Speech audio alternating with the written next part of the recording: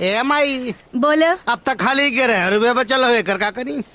11 रुपए? हाँ। जाके मंदिर में चढ़ा दो। तो रौरे जवान है चरण में चढ़ा के घंटा हिला दे।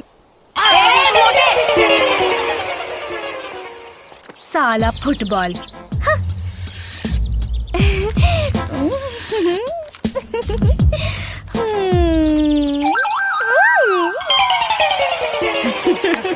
ए रघुआ, आज तो मजा आई हो।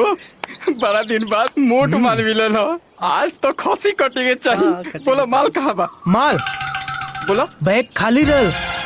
हमनी सबे उल्लू बन गई नी। ओहो, हमनी सबे उल्लू बन गई नी कि तू हमनी सबके उल्लू बनाता रहा। साले हमनी के एकरा पे भरोसा कैनी। हाँ। और माल मिलते ही एकरा नियत में खोट आ गई। माल कहाँ बारे?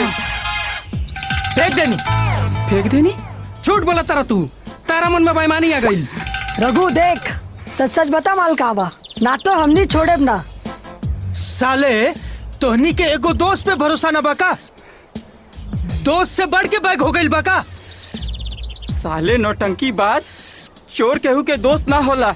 अगर चोर के मौका मिले ना तो साला अपन बीवी तक के गहना चुरा लेवे ले। हाँ। बोल ना तो माल कहाँ बा, ना तो ठोक दे सारे।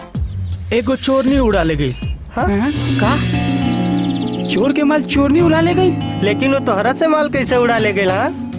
जैसे एगो हवा के झोंका आई, कुछ समझ में ना आई, सब कुछ उड़ा के लेके गई। अरे सरवा, अब समझ में आई। घोड़ी देख ले हुई है और घोड़ा जैसे मुंह बांधे हुई है और पुंगी बजा के निकल गई। उड़निया उड़ा ले गई रे।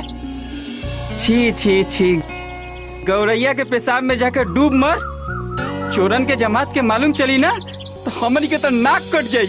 हमनी कभी चुपचाप ना बैठल जाई। हाँ। अब तो हमनी के इज्जत के सवाल है। उस साली रनिया से बदला लिहल जाई। चला।